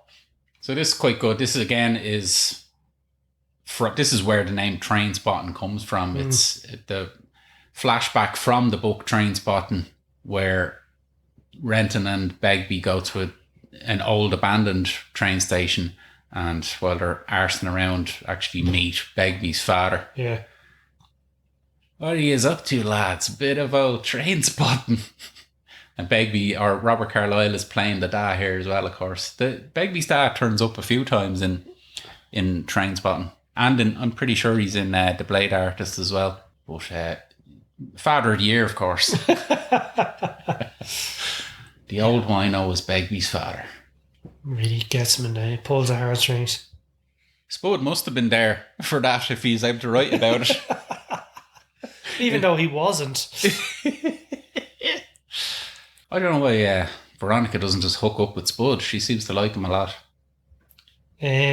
Look at the fucking state of him. Hey, it's not all about looks. Oh, now he comes back to fucking... Well, that really... is not true to life. Really pulled at his heartstrings, that story. So, basically comes back, and I do like this. I was like, you go and do whatever you want, that hotel management or whatever shite it is. Jeez, I haven't seen one of those kind of wicker cabinets in a long time. Which one did you? You see here in the corner of the room. The man looks like Gollum or something, the son. Maybe it's Dobby. Dobby from Peep Show or Dobby from Harry Potter? Potter. Oh yeah, fucking hell. Where are they getting the wallpaper from? Poor old June hasn't exactly had a few quid to do up the house since Begbie went into prison. Well, by the looks of it. I think the money she has spent has been poorly spent. She could have. Did he have a stash of money in the cupboard that time, or the wardrobe, or was it just tools of the trade? He just had a gun. The older wino was me father again. The fool is yours. You'll be a better man than either of us. He doesn't look well, the son, does he? No, looks a bit pasty. Looks like Gollum. Could be on the skag himself. Yeah. Hotel management, my bollocks. Oh, one last ad break. Why not? So yeah, we won't do worst part. We never do. Most disturbing part. There's no disturbing parts really. I suppose Spud trying to kill himself and then barfing into the bag is equal parts, as I say. I suppose it was disturbing that he didn't succeed. Yeah. Don't be like that. Here we are outside that hotel. I can't believe that's a hotel, but that's what I read. The Douglas Hotel in Glasgow, folks. There's an awful lot of pictures up on the wall there. Yeah. Photos. I suppose there's a lot of subtle subtle or not so subtle nods to the original, like the cinematography. Obviously, there's be a lot of pictures in the background on walls in the original, like De Niro and Taxi Driver and such, Andy Warhol stuff. But here's Spud run. Everyone's running in this film. Well, Spud ran up the mountain with fucking Renton, so he's fizz a fiddle now. There's not many, of course. There's not many street lights out there, is there? Or lights in the book. It's like fucking Gotham. He's acting now like they're literally going to be invaded by the Nazis. Well, you see outside. Place in bits. So even though they got on a bus and Begbie went home to have a heart-to-heart with his son, he's only a few seconds after Spud here. And he strolls in. He doesn't even run in. And he's got a bag of tools. Bag of shite. The game's well and truly up now. Well, it's like the lassie says. Betrayal. He's not happy. The four of them finally together in the one spot. Not quite sure what Spud's shiting on about here. Why would you listen to him? He's no chin. He's just thinking of his book at this stage. His bestseller. I'm going to be a star and leave all you bastards behind. A whore from Bulgaria. That's not nice. Tools down. Socks out. Oh, he has the blade out. No, what was that? Just a backhand, first of all. Crunching. Knocks him out cold. A little... Looks like a Mickey. Maybe that's the dildo that was up Tombo's arse. Oh, covered in shite. And semen. Up we go. up to the top floor of this fine establishment. Begbie has all the time in the world. Why did none of the windows open? What's the story here? This is what fucking Spud made. This is a recording studio. This is what Spud, the master, fucking... This is for a podcast, yeah. Fucking hell. Oh, this is it's meant to be a brothel, wasn't it? Brothel, yeah. So what the fuck? Is that a room for ejaculating in her? Your mirror wank spot. I can't remember what this song is, but I don't think it's one I like, so I'm not going to mention it. Well, I have mentioned it, but I don't know the fucking name of it, so what can you do? Oh, so he's admitting he killed a man once. Yeah. A man who did nothing to me. Cunt just looked at me the wrong way. In a moment when I was thinking of you. I think the first person he killed in the books was Mikey Forrester's mate, the fella that was in the flat in Trainspotting, Johnny Salton. But we know that Begbie killed a lot of people in the end. He enjoyed it. Absolutely. That's obviously what he was put away for. But sure, hey, nobody seems to be looking for him, so. No, he's a escaped murderer on the loose, but sure, let him off, it'd be grand. They kind of have this weird love-hate relationship as well. Here he has mentioned the first day of primary school, so again, that would have been mentioned in the books that Begbie and Renton were mates before anyone else. But kind of forced into us being his mate, I suppose. Well, you no choice. Especially if he was kept back a couple of years. So basically, yeah, you're basically forced to sit beside some cunt that's about 4 years older than you. Maybe, I'm sorry you didn't mention the lovely story from the book where they're at the sports day watching, what was her name? Margot Jamrag, fucking something or other. Margot Jamrag. Morag. Anyway. Morag's Jamrag. Begbie got a bit excited. He didn't need the Viagra that day and burrowed a hole in the field and started riding it. Jesus Christ. Spud's good work put to fucking waste here. Oh. Here's Johnny. Here's Begbie. He should have said that when he stuck his head through the door. Or hole. That's disgraceful. That whole place will have to be redone now. Spud won't be happy. All his master fucking workmanship. A craftsman. He should have just jumped. Oh, he has him finally. Straight through. So I suppose along with Spud trying to kill himself, this is quite disturbing, seeing a man kind of hanging by his neck. Clawing for his very life. I think this is quite good here by Robert Carlyle, where you can kind of see where he has a little bit of sympathy for Renton. For a moment. Yeah. And you think maybe he's going to let him down. But he doesn't. He just tries to help. But he does have a bit of sympathy for him and just tries to speed it up. Come on, Mark. Just tries to kill him a bit quicker. Or maybe he just wants me near his arse by the looks of it. That doesn't look nice from any angle. No. Renton looks fairly fucked here. What's he spraying his face? Pepper spray, is it? Something not nice. Probably the air freshener from the pub downstairs. Oh, jeez, he did bring a gun. He's tooled up to beat the band here. So a bit of teamwork here by the boys to like the stop A-team. Begbie. Oh. The jacks that your man carried in, I was talking about. Right across the schnoz. Very much a Chekhov's gun included there. I don't know if a swung jacks by a junkie like that would actually kill you. Well, look, we're in Hollywood here, so we'll certainly go aren't. He's actually fucking dead. And he's not dead. And of course, it's a clever use of a toilet once again in a Trainspotting film. Silk by Wolf Alice is playing at the moment, which is another fantastic song. Wolf Alice. Yes. Have you never heard of Wolf Alice? I've heard of Wolf Mother. I'm actually going to see them next week with Connor. Good for you. Yeah. Because I'm cool. You certainly aren't.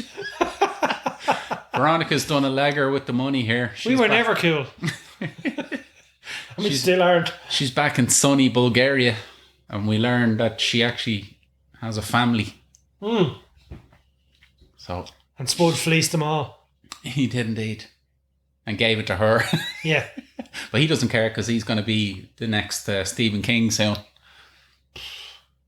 Next fucking Alf King. Yet another train station, this time in somewhere in Bulgaria. Bulgaristan. She probably has $100,000 to pay to that babysitter. Fergus is the name of the fucking child. Not her child. That's Spud's child. Oh, of course, yeah. So that was one of the skills that Spud had, was able to forge checks which he didn't really get to use too often in the modern age, but he can do that. So yeah, he handed over the money. There we go. There's Silk by Wolf Alice. Great tune. There's the outfit was waiting outside. Let me fucking in, you cunt. The Monday Club. How was he opening the pub after the fucking... I suppose the Begbie didn't wreck downstairs. A bit more of a trip down memory lane. What the fuck did he do with Begbie? We'll see here now. I can't remember. I only watched it a few weeks ago. Renton's heading back home again. New set of clothes, all dirty. He's in the clear, of course, now. Here's fucking Braveheart there. Cosmo Jane, what's it called? Yeah.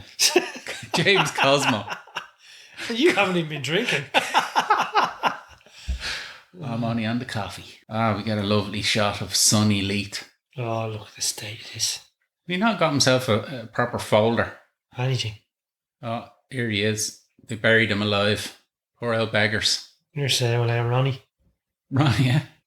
There's Fergus. He looks like a couldn't give a fuck. So they drop Begbie off outside, out Sawton. This is the first time the cops have noticed he's gone. Yeah. Or guards. I thought you were there. The two lads talking about old Spud writing basically their memoirs. And now Gail has thought of a title. Porno, hopefully. And here we are. Legend of the cunt face man. Here we go, the last scene. Renton back to his old bedroom. Having a wank. That would have been some ending. So finally, he has the courage to put on Lust for Life. But it's not the original, it's the Prodigy remix. Why he has that on vinyl in his house the last 20 years, we'll never know. I don't think such a thing Some sort of crazy time travel, I imagine. One last flashback to when he collapsed on the ground in Swannies. And then he has a little boogie to himself. Why not?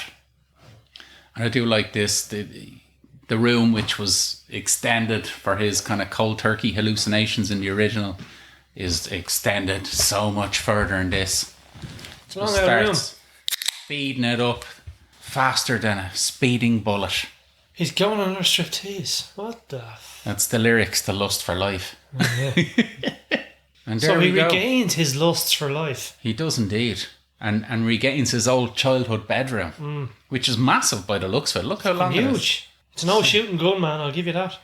Shooting Gunman Part 2. So there we go, James. We've done it.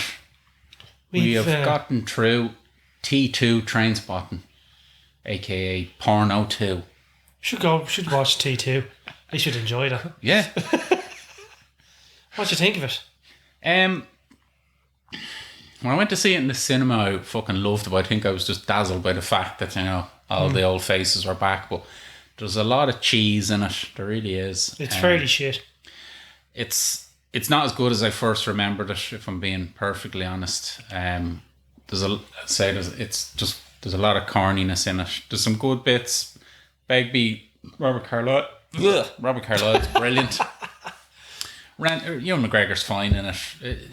All the actors are grand in it, but it's a weak story. Brutal. There, as you say, there's overacting in some parts, but there's also, they just went far too long with the archive stuff and the nostalgia. We didn't need to be reminded of all that. You're not going to watch this film if you haven't seen the original. I don't think you would anyway. But you go away with that. So, what are you giving it out of 5? Don't say it. What's I give the last one? What's I give the last film? What was Trainspotting or? I wasn't on Trainspotting. The last film we did was probably Creation Stories, which wasn't. Yeah. What's Creation Stories? The thing about Alan McGee. You fucking I did, yeah. We did a podcast about it, all you prick. All right.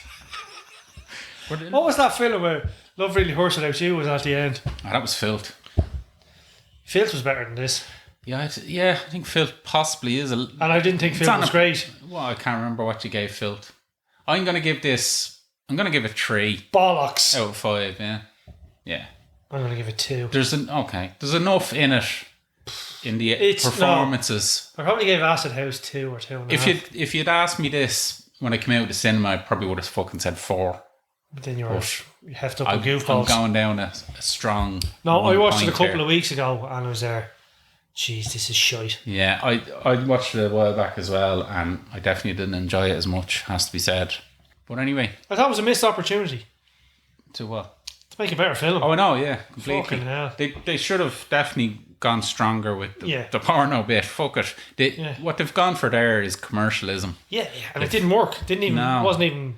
No, it did okay. Hang on, I can refer one last time to my notes, because it was done on a budget. A budget? It was done on a fucking budget. It was done on a budget of $18 million. Bucks. And it grossed 42.1. So, it did okay, James. Generally positive reviews at the time. But hey, their strongest critics are talking now, and we give it 3 and 2 respectively out of 5. Maybe 2.5. It wasn't. You see, you're going up. I'm convincing you here. I'm trying to think about the Acid House. What did I give that? The Acid House is almost good. Yeah, that's a different. It's different. It's almost purposely not purposely intentionally funny. It's so bad. It's good. It's good, yeah. And in fairness, that fucking bit with the owl pair just makes up for everything. Yeah, you're right. I'm sticking with 2. Yeah. It was. I'm pretty sure you gave 2.5 the Acid House. I think this was definitely more of a letdown. It is a letdown. It definitely is a letdown on rewatches. There's no doubt about it. But I do like certain scenes. Definitely, I love, as I say. But you know, I don't think I love any scenes in it. I do like the whole nightclub into Begbie discovering him in the toilet scene. That's the best. That's about 2 minutes of a 2-hour film. Yeah, well, it's enough. You know what I mean? No, it's not. I'll be honest. My favourite part of this whole venture is that song "Slow Slippy." I don't even know what fucking song you're on about. I'll send it on to you. It's fantastic. You know, Born Slippy. Yeah. So it's basically a remix of that, but it's Slow Slippy. Yeah. Basically to show that they're kind of old and slow and whatnot, you know. It's like it's like Begbie's Mickey before he takes the Viagra, basically. Alright. But I was going to say something else there, but I won't. Yeah, don't. We're live here, basically. You've already said one bad word that I'm going to have to try and beat. I'm not repeating it. What? That's 2 bad words. They're not bad. You can't say that in 2022. Why? You just can't. Why? Who's stopping you? I will. Through the beauty of editing. Would you fuck off? Anyway, I think that's it. So, yeah. What are we doing next? Well, unless you can listen to crime pretty quickly... I'd say I kind of have a good bit of it. Sure, look, we'll see where we are in a couple of weeks, and we'll ride the tales of success with this episode first, as we always do. And we're doing crime, whether we do the TV Book. or Book. We'll do one or the other. They're very similar. Okay, I'll take... Again, I still haven't finished the TV show, but I definitely will. And while I have it, another small bit of Welsh news. The Long Knives literally came out today. As we sit here recording, the sequel to Crime came out today, James. Bollocks. So you can listen to that after Crime, yeah? Fuck off. Was it a book or a... It's a book. It's TV? great. No, they are making it. Probably call it Crime 2 when it's made. It's not about pedos as well, is it? It's not, no. It's about... I think it's some sort of... It could be a serial killer. It's somebody murdering people anyway. And not Begbie. That's usually a serial killer. Ray Lennox is on the case, so... Should be good. Ray Lennox is not as likeable as some of the others. Well, listen, we'll keep the Ray Lennox discussion for another episode, but I think that's pretty much it, unless you have any more messages for our listeners. No. Stay out of trouble. No, I wouldn't say that. Get into trouble. You only live once. Okay. How many of these brownies have you had? Not enough. Not enough by the looks of it. Anyway, that's it. We're nearly at the 2-hour mark here, but fuck knows what. Probably be down to 30 minutes after I edit it. There'll be no editing. No, in fairness, I'm looking forward to this being a pretty smooth ride. There should be no editing. There's nothing you should edit. Okay, I'll see. I'll have a listen what back. Would you fuck off? There should be no edits. I'll just edit. I was on my top behaviour tonight. You were. In fairness, you really were. I almost wish we'd done it on fucking Instagram Live or something. Is there still do that? There is, yeah. Like, Instagram's for young people. Go away with that. See, you're self-editing as you go along. I know you would have said something different there if we weren't live. Bunch of wankers. Yeah, even worse. I'm going to go before you say something really bad. Thanks for listening, folks. Bye-bye. Slán. Cunts.